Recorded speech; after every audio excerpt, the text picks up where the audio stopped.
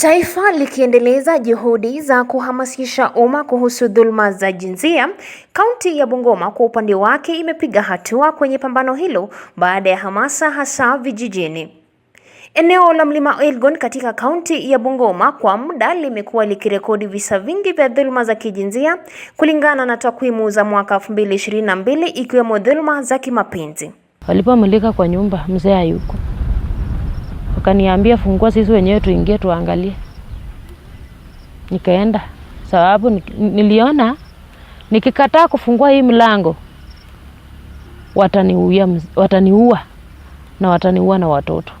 Nikafungua mlango, walipoingia tu kwa nyumba wakamulika nyumba juu, wakamulika huko kando kuangalia huko ndani magunia tu ndio iko. Wakanishika sasa. Wakataka kunirape tu hapo kwa mlango. Nikawaambia hapana sababu niliposikia venye wamekaa nikajua hii ni kurepiwa tu direct. Nikawaambia hapa haiwezekani.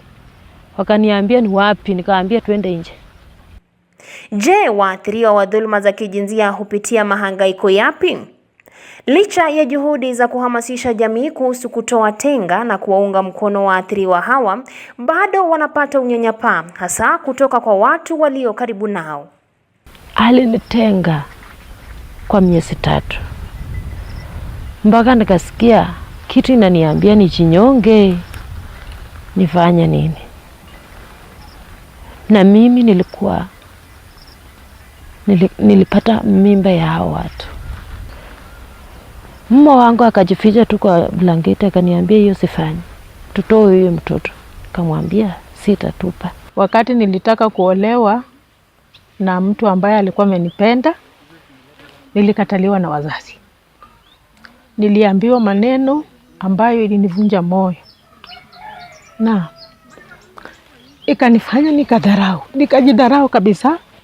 Sikutamani kuolewa kwa sababu ya udhaifu wangu ama ulemavu. Ya kwamba mtu ambaye ni mlemavu unampeleka wapi?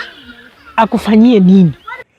Hata hivyo, baadhi ya mashirika yamekuwa mstari wa mbele katika kuwapa mafunzo na ushauri nasaha, kwani bado kuna matumaini ya kuishi hata baada ya dhuluma hizi. Mume wangu aliponirudia, tumeanza na hiyo safari.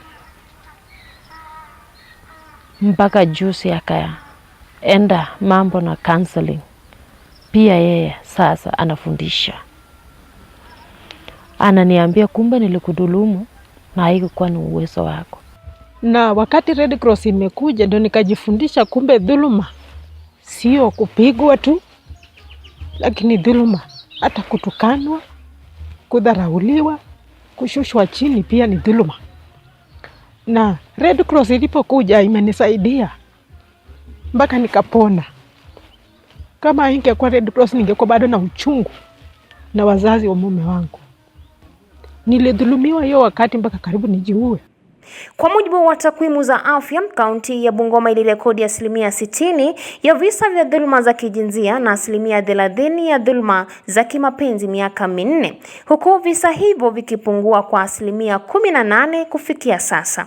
According to the KDHS survey 2022, we were at 62% in terms of physical violence and 30% in terms of SGBV. Statistically, we were above 60% by that time, and based on these particular projects end-term evaluation that is currently ongoing, at least we are seeing preliminary findings. We are seeing a reduction, not really a reduction but an improvement in terms of awareness. Swala ambalo limechangiwa pakubwa na kushirikiana kwa washikadau mbalimbali katika vita hivi. And most of the time you find that they would want to get a local solution. That a case of gender-based violence has occurred within the community, and the community decides that they are going to sit down and sort out within themselves without engaging the necessary government machineries, without allowing the survivor to come for healthcare services in the community. With this engagement, the community is even more aware because we've held a lot of community dialogues. The flow goes all the way to inclusion and involvement of the National Police Services, all the way to having linkages to the health facility, and also including registration of the survivor, and eventually making sure that this particular survivor is actually managed and also counseled, and also be able to also receive medical intervention, and eventually being supported through the safe spaces and the shelters. Principle-based leadership wamehusisha akina baba and even the larger male engagement component, kwa sababu huwezi kupigania vita ya gender-based violence bila kuhusisha akina baba ambao tunawaita perpetrators. We have learned with a lot of resilience that gender-based violence can be eliminated in communities if we all go. Wakazi sasa wanaitaka serikali kuendelea kutoa hamasa na mafunzo ili kuhakikisha kuwa jamii kwa ujumla inaelewa na kujikinga dhidi ya dhulma za kijinsia. Nikiripotia mtazamo wa Dira, jina langu ni Mary Wekesa.